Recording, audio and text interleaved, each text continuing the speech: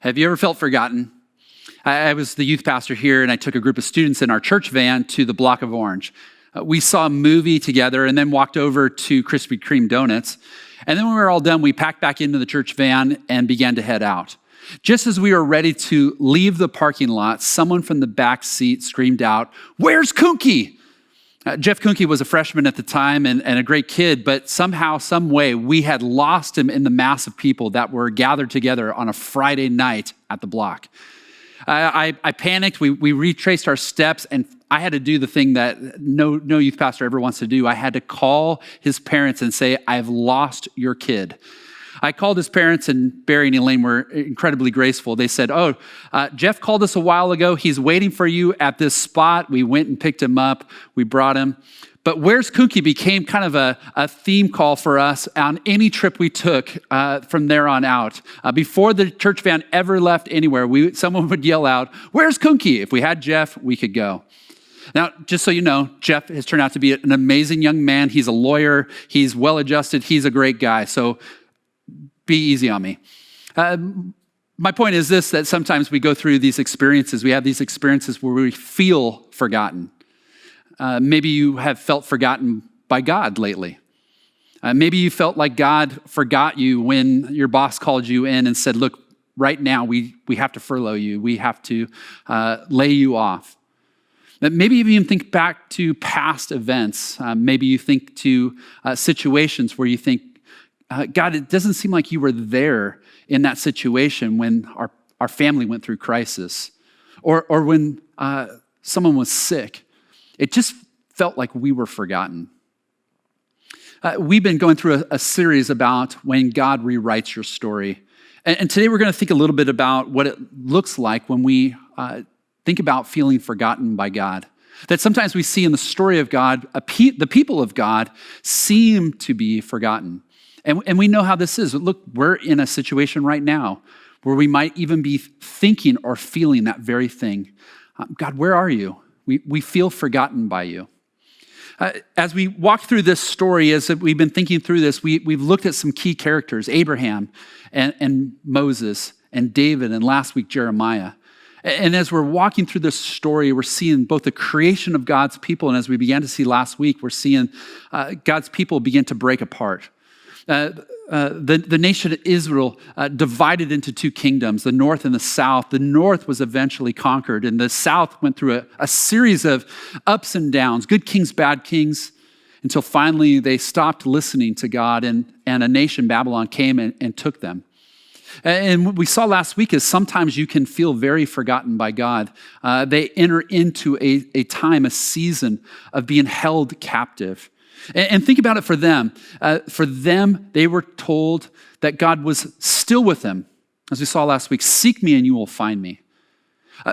But you're not going to get out of this situation quickly. 70 years you will be in this situation. I mean, we haven't even been in this situation for 70 days. Can you imagine what 70 years must have felt like? The 70 years went through, and as the 70 years, God was faithful to his promise. God began to send the people back. We're going to look at today some of the people that remained, that didn't go back yet. Next week, we'll look at one of the stories of the people going back and God interacting. But as people began to go back, there was a group of people who remained. And as those people remained, what we begin to see is that there's a powerful lesson in which we see in a time of exile, in a time of chaos, where you can feel very forgotten by God. God can feel very distant. So here's the big idea that we're going to explore together today. Our big idea today is this, that even when God seems distant, he's still at work. Even when God feels like he's far away, even when it feels like God has forgotten you, he is still working. He is still thinking of you. He is still at work. He is still doing the things he needs to do, orchestrating the things that need to happen so that his glory, his rule, his reign can continue on. And so today we're going to do something different. Instead of just looking at a character in a moment, we're going to, or a single Bible passage, we're going to focus in on one Bible passage. We're going to think about a whole story, a whole book of the Bible. It's the book of Esther. And what's fascinating about this book of the Bible is throughout the whole book of the Bible, God is never mentioned once. And yet, that seems to be part of the brilliance of the book. That these things that seem to be coincidence or chance or these ironic turns, the author seems to be really indicating that this is really God at work. While it seems that God is distant, he is still at work. And so let me invite you to turn to the book of Esther, chapter 4. We're going to focus in on verses 12 to 16. And so as you're turning there, let me help set up the story. It's an amazing story with some incredible characters. Let me start by telling you about the king.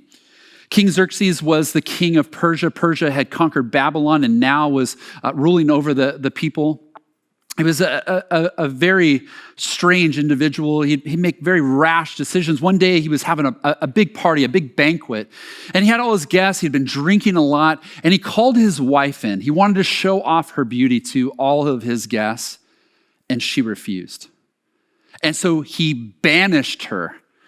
He basically was not going to allow her ever to really display her beauty or herself again. And so what happens next is his advisors basically advise him to take on a new wife, to have, in essence, a Miss Empire pageant.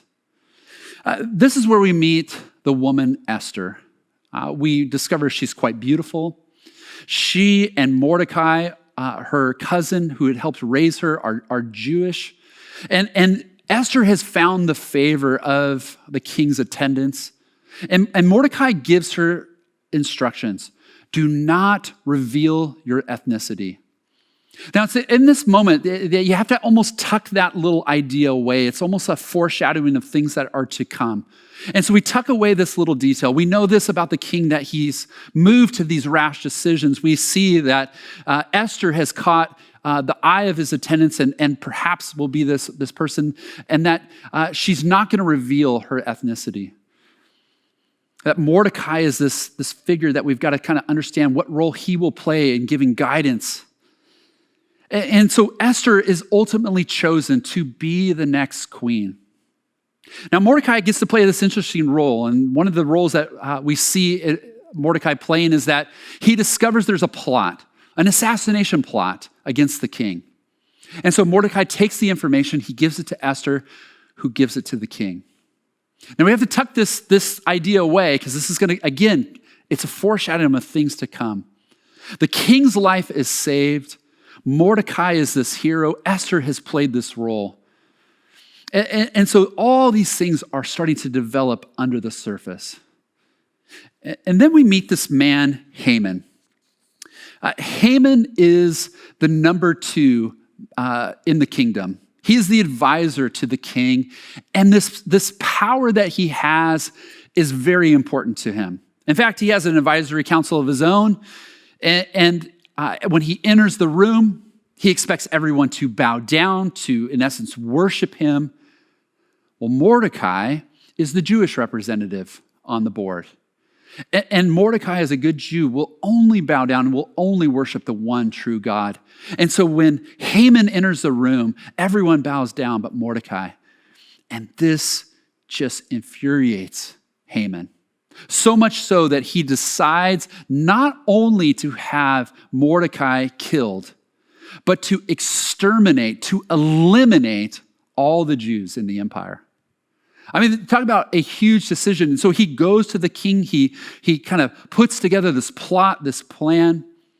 The king in some ways is being deceived, but he agrees to this. There's a date decided. December 13th is chosen as this date in which all the Jews in the kingdom will be killed, will be exterminated.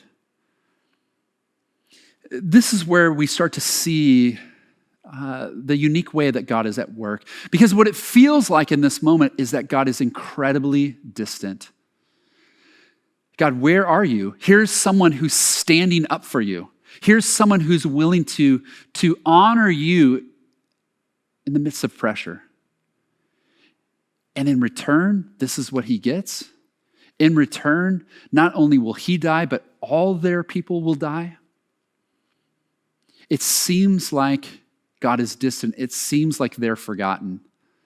But what we really begin to see is the unique way that God is actually at work. So what Mordecai has to do is he once again reaches out to Esther. He says to Esther that she is going to have to be the one to go before the king to protect the Jewish people, to protect their family, to protect all the people who will be killed during this time. Now, Esther knows something, that to go before the king without his approval, if he doesn't raise his scepter, if he doesn't give his blessing, extend his mercy, then she cannot have audience with him. In fact, it's risking her own life. She could be killed for going in this way. And so you can imagine she's a little reluctant at first. And this is where I want us to pick up, and I want us to listen to words, because I think there's such amazing words for us to think about today. Chapter 4, we see the way that Mordecai addresses Esther and calls her to act in a moment. And so starting in verse 12, we read this. When Esther's words were reported to Mordecai, he sent back this answer. Do not think that because you are in the king's house, you alone of all the Jews will escape. For if you remain silent at this time, relief and deliverance for the Jews will arise from another place, but you and your father's family will perish. And who knows but that you have come to your royal position for such a time as this. Mordecai challenges her to consider if God has her in this position for this very purpose. Has it been that God has been working in the background, allowing Esther to ascend to the position that she's in, so that at this moment she can act? She can stand between the people and this judgment. Now, as we see this, as Mordecai calls this, for such a time as this, could it be that you are in this position for such a time as this? Again, we might see this as chance or luck. But this is where I think the scriptures really hint at this idea that while he seems distant, God is absolutely still at work. He's doing his work. He is accomplishing his purposes. But for this all to work out, Esther knows something. She is going to need God's help, and she's going to need strength. And so notice what happens next in the passage. It says this. Here's her reply. Esther sent this reply to Mordecai. Go, gather together all the Jews who are in Susa, fast for me. Do not eat or drink for 3 days, night or day. I and my attendants will fast as you do. And when this is done, I will go to the king, even though it is against the law. And if I perish, I perish. Esther called the people, the Jewish people, to a 3-day fast.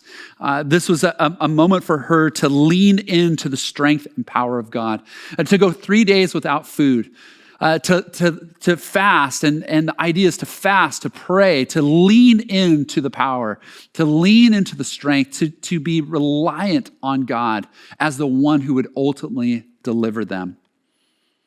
It's a call for God's guidance and his power. After 3 days, Esther goes to the king. Her sense is not to ask for deliverance yet. But as she approaches the king, remember, she has to be shown favor. The king extends her favor. And as he does that, she invites him.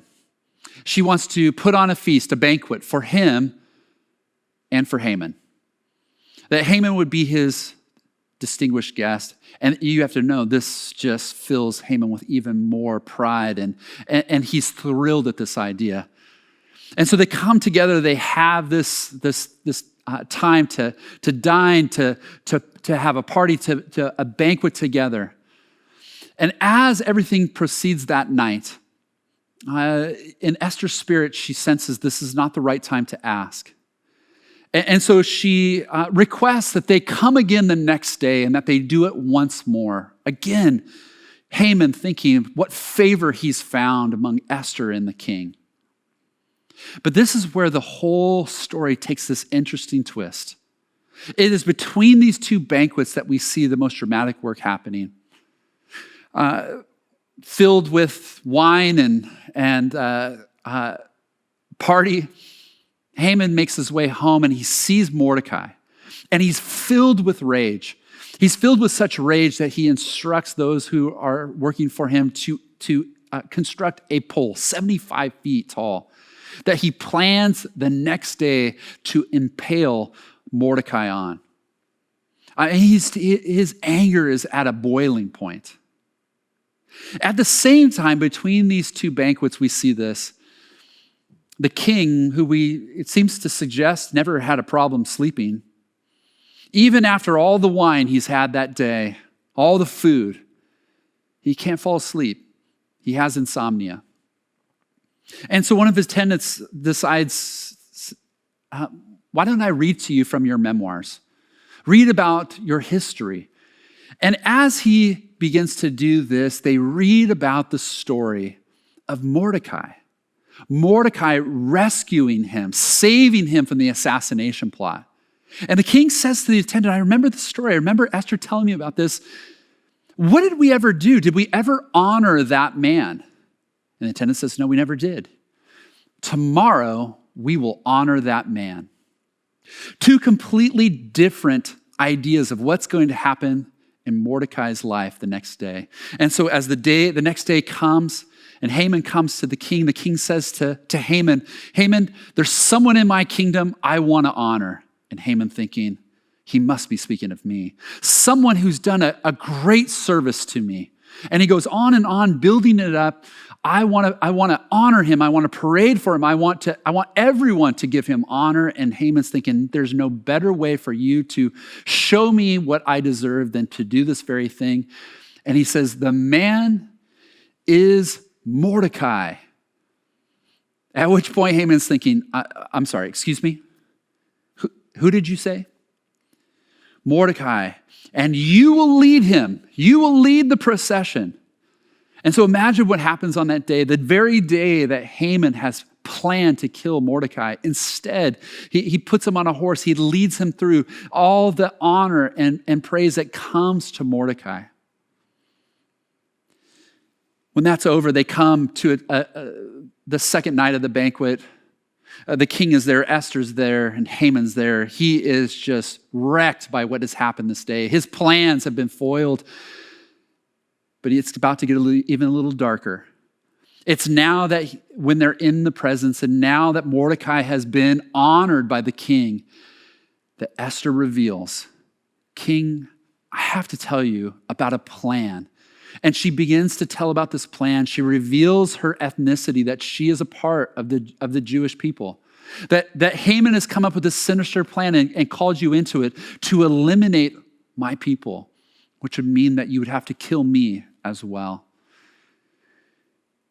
And the king responds. He takes the very pole that Haman has erected. He executes Haman on that very pole. She begs, she falls at the king's mercy and just begs for mercy, begs that the king would do everything he can to protect her and protect her people. And the king offers that to her. And the Jewish people are able to defend themselves. They're able to rally, and they are delivered. They are protected. They are brought from destruction to life. The story is such a powerful story for the Jewish people that still to this day, there is a day that they recall and remember and celebrate God's deliverance. Today, we want to do the same thing. We have a story of deliverance. See, for us, on the last night of Jesus' life, he took bread and a cup, and he broke the bread and he passed the cup, and he said, this bread, this cup, they represent my body and my blood. They represent the sacrifice that I'm about to make. This is my body. This is my blood. And this is being done for you. And they ate and they drank and they celebrated that night, not quite understanding what would happen. But for 2,000 years since, we gather around the bread and the cup. We take the bread, we take the cup, and we remember. We remember that someone stepped in our place, someone delivered us, someone rescued us from death unto life. And so in these next moments, what we're going to do is we're going to pause in our service. We're going to sing a song. And during this song, we're inviting you to take the elements that you have prepared for communion. And with these elements, we want to encourage you during the song, have a time to pray, to share, to eat and drink. Remember that you too have been delivered, that someone has come to rescue you from sin and from death and from hell, from the powers of this world. You too have been delivered. And so as we sing this next song, when you're ready, eat and drink and remember your deliverance. Let's sing, let's eat, let's drink. It's a story of deliverance, but it's also a story that we can find inspiration as to how to live in this moment. Our own unique moment where God may feel distant. Here's the first thing I want to encourage us to consider. Sometimes God leads us right where he wants to use us. Sometimes God places you exactly where you need to be. It may not feel like it, it may not look like it, but sometimes we need to look and recognize that perhaps we too are in an Esther moment, that for such a time as this, I'm in this place, I'm in this position, and I need to step into it. And you may be thinking, you don't know me, I'm really not qualified. I would just encourage you to think of the past weeks of this series. Everyone that we've looked at, for one reason or another, thought that they weren't the right person, gave a reason why they weren't the right person, gave an excuse of why God should pick someone else. And God always said, no, you are the right one. And I've got you right where I want you. And so can I just encourage you to think about where you are and what your situations are and how maybe God has you perfectly set for something he wants to do. Sometimes God leads us right where he wants to use us. But here's the second thing, and what we saw Esther do is this, not only to recognize her position, but to know where her power would come from. And so the second thing I want to encourage us is this, is that when God wants to use us, we rely on his power. We rely on his power. She called the people together for 3 days of prayer, of fasting. God seems to have something going on. He has called us as Beach Point. He's called you in the unique places you are, but we have to lean into his power. And so here's what I'm going to invite you to do, Beach Point. Starting tomorrow, we're going to have a week of prayer. And you'll see a link that's going to start coming up on the platform you're watching, or you can go to beachpoint.com. But I'm asking you to sign up for one of those hour slots. And by signing up, we'll send you a guide, or we'll send you a link to a video that you can watch. And it will be a guided prayer experience of ways that you can pray for yourself, ways that you can pray for our church, our community, our nation, our world. We need to lean in right now to God's power, and we need to pray. And I want you to think about what it's going to be like when hundreds of us pray. What is it that God wants to do? We'll know once we start praying. And so can I encourage you, hit the link, sign up for a time. We'll start tomorrow morning. And so for those early risers, pick an early time. For those of you who stay up later, pick a later time. But we want as many of you as possible. Pray as an individual, pray as a family. Pray. Sign up for a time to pray. We lean into God's power.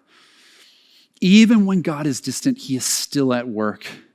And so let's close together, singing, celebrating together as families. Let's declare together that Jesus is with us now, just as he promised 2,000 years ago. He'll never leave us. He'll never forsake us. And he wants to work through us now in this season. And so let's sing together this last song.